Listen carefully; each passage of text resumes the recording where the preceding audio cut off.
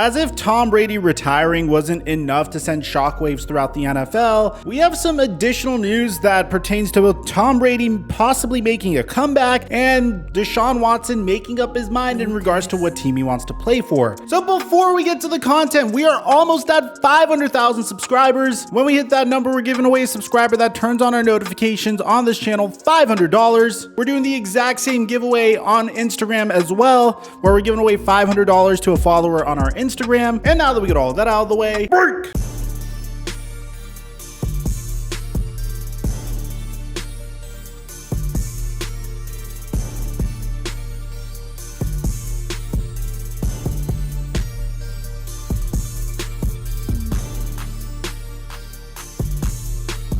I think we could all agree on one thing, and that's that traditional banks stink. They charge $35 on overdraft fees. They charge you fees for having a checking and a savings account. They charge you maintenance fees. They don't give cash back on debit card purchases. Their apps are slow and clunky and hard to use. And they send you alerts in the mail. I mean, it's 2022. Why are you doing that? Which is why I recommend Albert. Albert is completely different from any bank account that you've ever used. It's easy to sign up, and my favorite part of the app is it helps you save money automatically. Instead of just opening a traditional savings account and hoping that you remember to put money into it, Albert looks at your income and expenses and sees the money that you could save. Then they'll automatically move some of your money into your savings account, sometimes as small as a few dollars at a time. They give 5 to 20% cash back on places like McDonald's, Walmart, and Starbucks, and they never charge you any overdraft fees. Instead, they'll spot you up to $250 whenever you need it. You could get paid up to 2 days sooner, and they don't charge any maintenance fees. My favorite part about the app is Albert has a team of experts that they call geniuses that'll look at your situation and help make you a financial plan and answer any questions that you have. And now when you go to albert.com/microphone and connect a checking account and a qualifying direct deposit, you'll get $150. All you have to do is go to albert.com/microphone, download the app, open up a checking account, and connect a qualifying direct deposit, and bam! You get $150. And thank you, Albert, for today's sponsorship. Mic check 1 2 1 2. What's going on, everybody? So originally we thought the Tom Brady report was very straightforward, that Adam Schefter broke the news early on Tom Brady retiring, Tom Brady deciding that, hey, I've kicked your guys' asses for the past 20 plus years, it's time for me to hang it up, and eventually, after retracting his retirement and then eventually deciding to retire officially via himself, Tom Brady rode off into the sunset.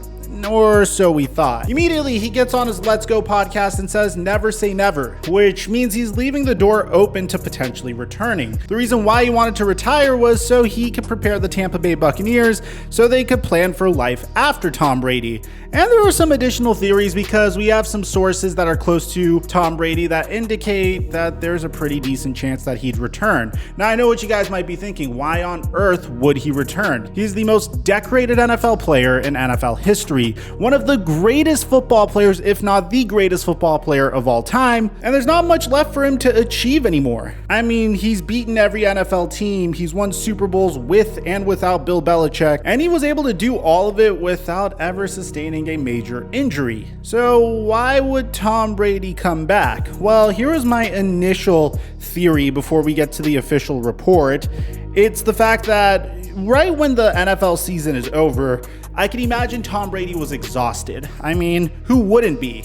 After what he had to deal with over the past month before retiring, he had to deal with the Antonio Brown controversy, the fact that the Tampa Bay Buccaneers got defeated by the eventual Super Bowl champion LA Rams, and just the grind of an entire regular season while also pursuing his off-the-field interests. At the same time, I can imagine his family saying, hey, we'd like to finally get the opportunity to spend time with you, and you're 44 years old. You've definitely prolonged your career longer than most of us expected you to, and it makes sense why Tom Brady is so conflicted. And my theory was that if he got to a point where he all of a sudden got bored of retirement, then you could potentially see him back. So this initial report comes from Mike Giardi of the NFL Network.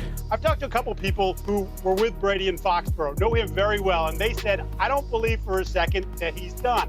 I think the way things got handled a couple Saturdays ago with the retirement sort of leaked out early. He shamed the media. Then the next day he retires, and it was very clunkily done. That a lot of people feel like he was almost forced in that direction and doesn't want to go in that direction just yet. I think the other thing, in talking to some people that know him very well, the situation in Tampa. They ran it back last year. They didn't win a title. Now there's some cap concerns. Can they bring everybody back? It doesn't seem that's going to be the case. Maybe, just maybe, Tom Brady is looking elsewhere and saying, I can't win a title here, but maybe I can win one elsewhere. And I think that's something to follow here during the course of the offseason because, again, he did not close the door on playing football. My favorite part of this report is how Ian Rappaport is kind of giving Mike Giardi a look are you sure about that? There's a lot to break down over here, guys. So the very first part of this where Tom Brady may have felt forced into a retirement, that doesn't really make a lot of sense to me. If anything, don't you think he would try to get back at Adam Schefter by saying, oh, actually, I'm not retiring? That's the part of the report that I'm having trouble believing, but I think the latter part of the report makes a lot of sense. When you come back to play at the age of 45 and your team is in salary cap hell, it doesn't make a lot of sense to return to that team if you guys aren't going to be as competitive as you were in the year prior. And I was thinking that could be a reason why Tom Brady wanted to retire. And bear in mind, the Tampa Bay Buccaneers have a ton of free agents this offseason, and some that have already admitted that are testing free agency, like Leonard Fournette. The Tampa Bay Buccaneers don't have a horrible cap situation, but they only have $3 million in cap space. Despite this, the Tampa Bay Buccaneers are leaving the door open for Tom Brady to return, because so far they haven't outright released him, and they've even admitted saying that they would do whatever is necessary for him to return. I think the magic date here to see what's going to happen with Tom Brady would be June 1st, because Tom Brady is under contract with the Buccaneers for one more season. He could be released by the franchise after June 1st to save salary cap space for 2022. The team could also put him on the reserved/retired list to free up space, but according to reports, some people close to Brady believe he would consider joining another team if he does indeed come back. It's really hard to say what teams, because there's so many teams out there that I think would fit Tom Brady. Some people love saying the San Francisco 49ers, even though they just spent a number 3 overall pick on Trey Lance. Having Trey Lance sit behind Tom Brady for a year sounds like a pretty good situation, and maybe the 49ers could send Jimmy Garoppolo to the Tampa Bay Buccaneers back in a trade. The Indianapolis Colts would probably be a sleeper team that makes a lot of sense to me because they have the most cap space without a surefire franchise quarterback so far. The only teams that have better cap space than the Indianapolis Colts are the Miami Dolphins, Jacksonville Jaguars, Cincinnati Bengals, LA Chargers, New York Jets, and the Denver Broncos, which you guys already know on this channel. It's a foregone conclusion in my head that Aaron Rodgers is going to be a Bronco in a month from now. You could clip it, you could roast me if I'm wrong. I believe in my heart of hearts that's what's going to happen. So the Indianapolis Colts are probably the next most sensible team. Maybe the Washington Commies if the Commies get rid of Dan Snyder. I can't imagine Tom Brady playing for an ownership group that he doesn't like.